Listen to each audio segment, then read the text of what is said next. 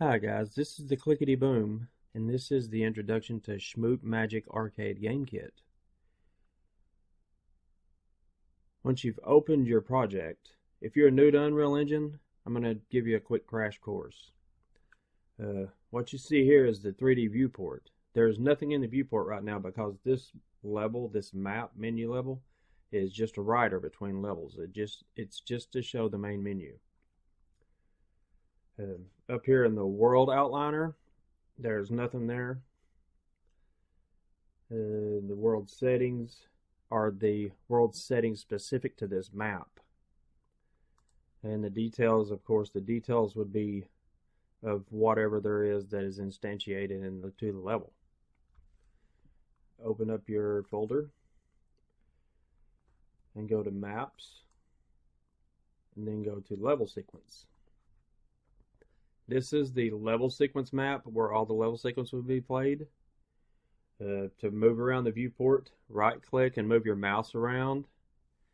You can hold your right mouse button and use the W forward, S for backwards, A for left, D for right, Q for down, and E for up.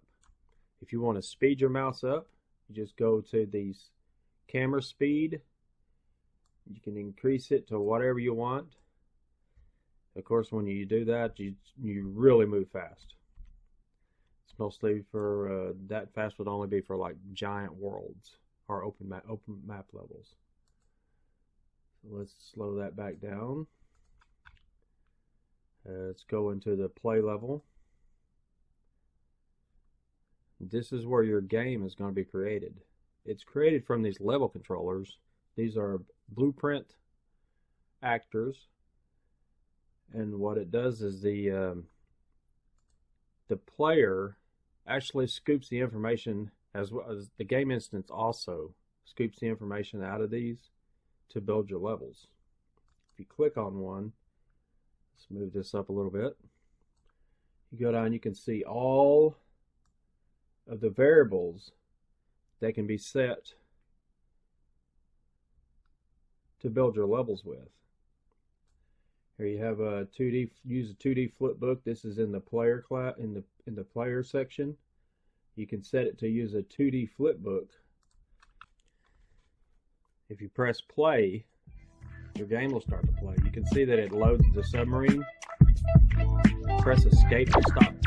And then go back to the level controller. Instead of the submarine, let's use this, the dragonfly.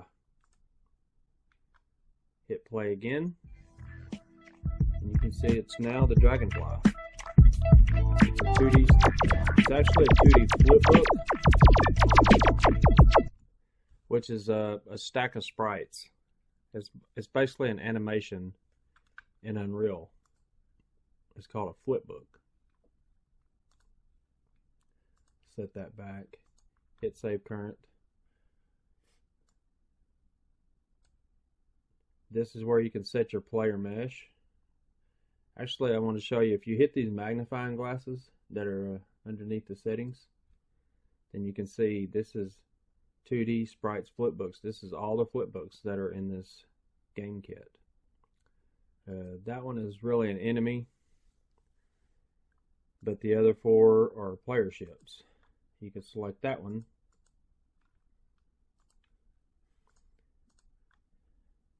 Well, you select it, left click it, come over, and then you can hit the arrow, or you can just drag it over onto it.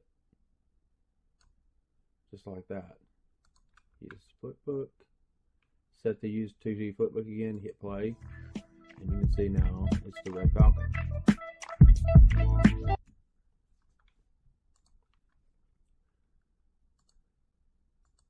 We'll set that back to where it was. The left engine and right engine, these are particular to especially the top-down games where you can see the top of the vehicle and there's two engines. The submarine, if you hit play, it's actually got bubbles coming out of it, but they're just kind of, you can't really tell where they're coming from. But let's go down to level 4 here. Let's see, I think this is a top down. No, that's a side scroll. Try 5.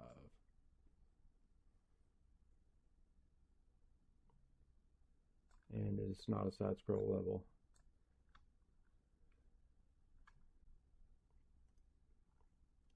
Here, set this to level number 1, and then go back up to BP level controller, the top one, and set it to 5. Alright, now push play. As you can see, hit shift and F1 to move your mouse out. As you can see around the ship here, the engines, their location relative to the ship. Click in, hit escape again. That is what this is. These are the right engine relative location and the left engine relative location. They are relative to the ship that you're using. On the y-axis, if you open your player, go into blueprints, player, BP player, scroll out, and don't let any of that scare you. This is a pretty complex controller. Go into the viewport, and this is actually your player ship over here. As you can see where the engines are, they're right where the engines are on the 3D model. Pull that down by the tab and stick it back up in here in the bar, so that way you have tabs. So if we were to take, this is in the, if you select one of the engines, this is in the y-axis, that you can move them left and right relative to the ship. This one 20, and that one's a -20. This is a BP level controller 5. This is the one we set to play level number 1. And now you can see the engines are moved way out from the ship. So if you have a model that you need those engines in a different place, then you can just move them around to where you need them. If you only need one engine, you could just move them both together to where they'd both be in the center. Alright, let's change all this back.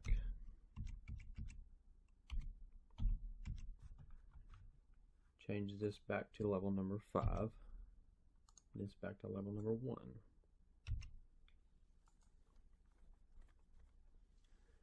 These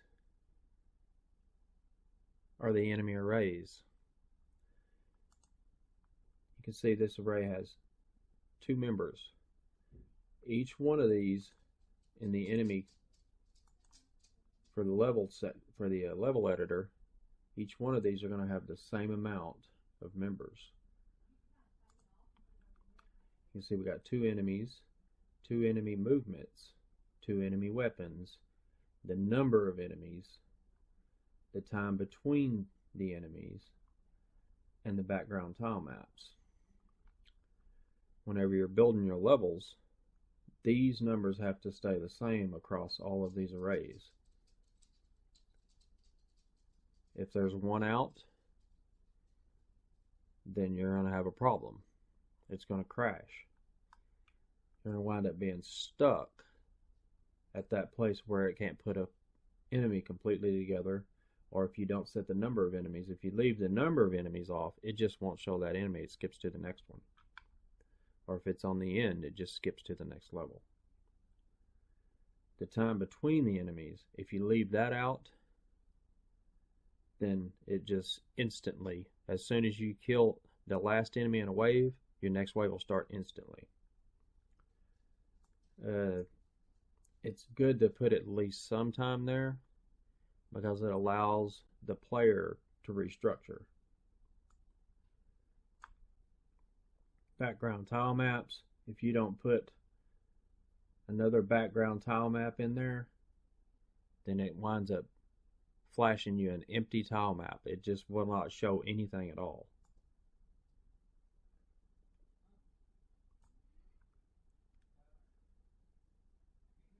The enemies are located. There are organized into side scroll, top down, and universal. And that pretty much speaks for itself. The enemy movements are also non-counted side scroll and top down. What non-counted means is if you pull this up, you cannot use these in the level controller. These have to be used on tile maps. When the player assembles the enemies, they assemble it using the movement as the parent class. And then the enemy ship and the enemy weapons are attached as children. The enemy mover static non-count doesn't actually move the enemy ship anywhere. It just sits in place. If you open it, all it does is counts the damage, adds score to the player, and then kills off itself and its children.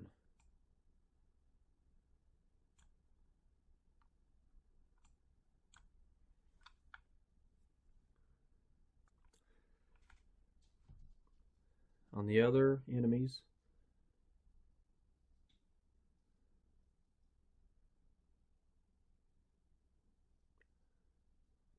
when the enemy movement is destroyed, it actually destroys the child actors. But on non-count, the enemy ship and the enemy weapons just do a check of the owner. When the owner gets destroyed, they self-destruct. Next, down here you have number of enemies. Tell you what, I did change those back, yes. You can number these anything you want. You could put 100 in there, and it's going to spawn 100 enemies.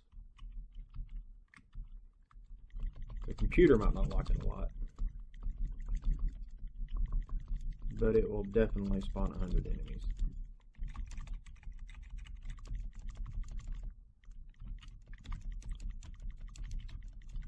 Look at that laser. Oh yeah.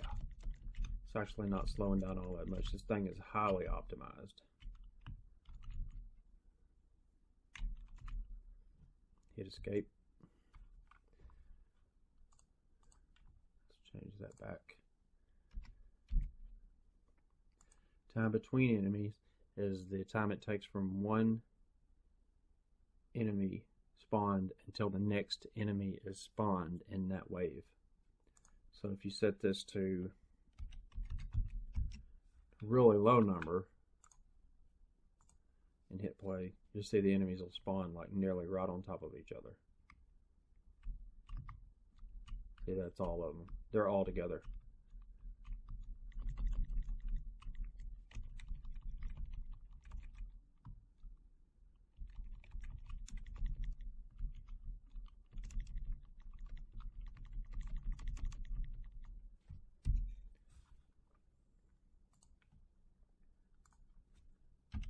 You kind of want to space them out just a little bit, depending on how fast you've got them moving. If they're moving extremely fast, then you can set the number lower. Time between waves, that's the time it takes from this enemy to get killed. I mean, once you kill the last enemy before it spawns the next one, that is the time between waves. Side scroll level, self-explanatory. If you want the side scroll level, you just click it. If you don't, uncheck it. The tile maps do not work in both modes. You have to select either a side scrolling or top down tile map, and I'll show you why. Because the screen ratio is different. It's because in the side scroll level, the camera stays flat with the screen that you're looking at and moves to the right. But in a top down level, the camera actually moves up in the wide ratio.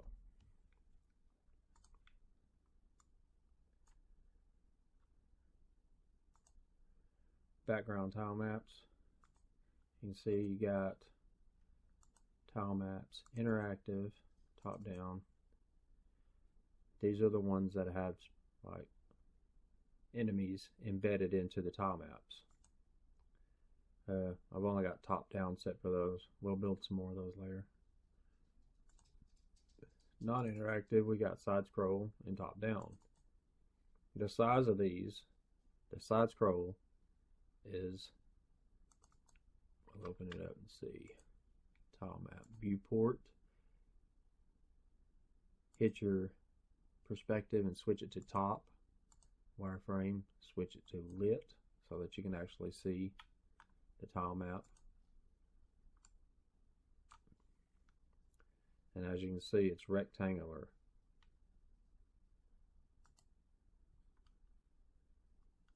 Let's go to that actual tile map.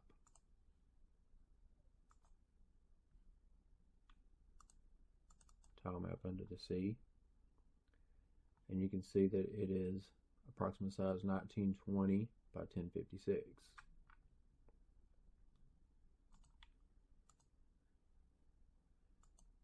If you go into the top down, they are actually 1920 by 1920. They're square. That's because the camera is this way and moving forward on this tile map. On this tile map, the camera is this way and moving to the right.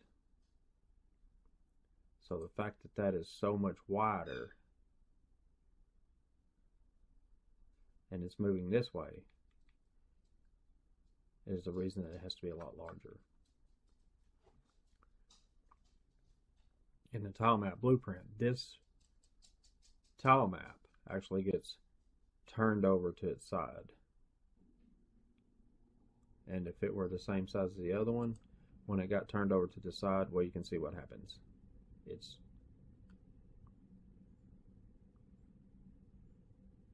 It'd be way too short, and you'd be able to see over the top of it.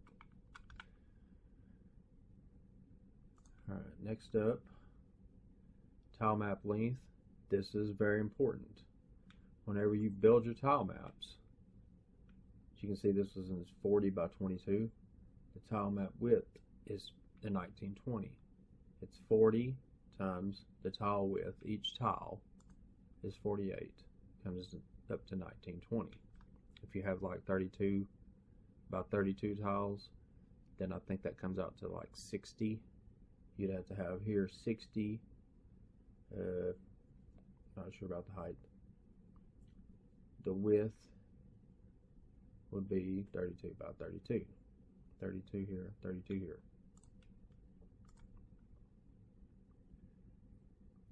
Has a level sequence.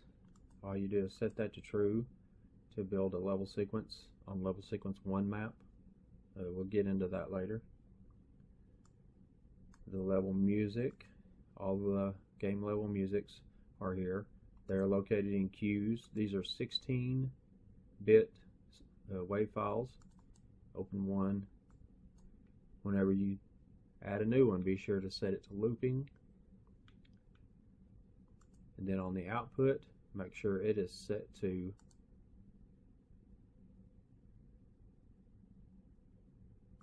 SCL music. That one wasn't set. I'll fix that before I upload it. The reason to set those SCL musics is because the music is set to higher priority than sound effects. If you get too many sound effects playing at one time, they'll start to drop out. And this way the music never drops out, it's always the sound effects. Because you don't want your music to suddenly stop playing. Show front, show rear parallax. These parallaxes are just materials. They're scrolling materials. We'll get into how you can change those later. You can actually put like actual backgrounds on those if you wanted to, like scenery. Show asteroids for space scenes. You want, asteroids, or if you have other stuff that you want to show, like not necessarily asteroids. If you're, making an underwater game and you just want bubbles, then you could change this in the BP player for that particle system to just be bubbles all the time. These are the infinite level settings.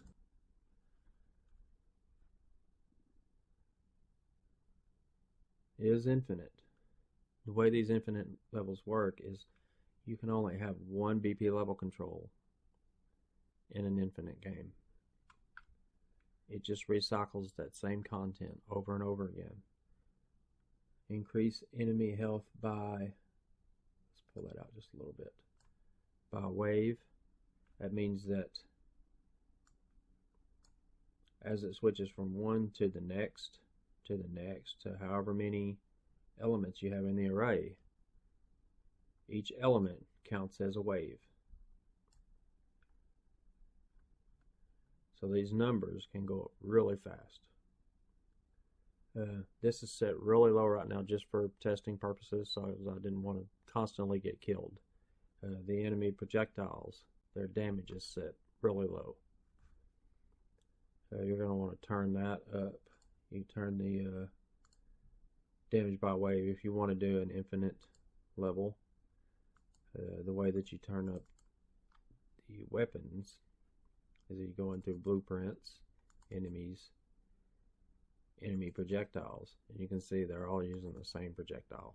Well, you can swap those out in the enemy weapons, but on here is in the components, in the variables, or below the components, there's actually a variable for damage, and it's only set to 1, which is really low.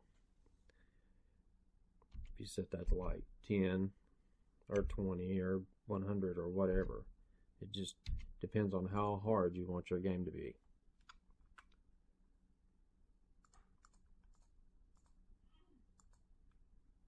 Let's close all these.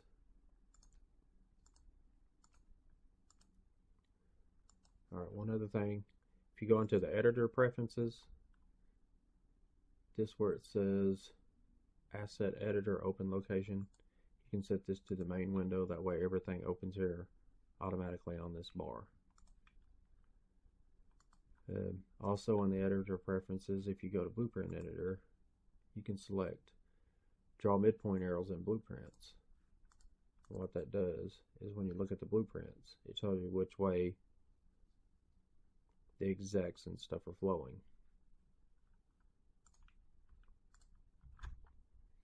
Alright guys, that's all to the introduction. I'm going to upload more tutorials, starting with replacing the player ship, enemy ships, and working with the weapons, the movement, and the background tile maps. Thanks for watching. Be sure to click subscribe if you want to be notified when the other videos get uploaded. Thank you.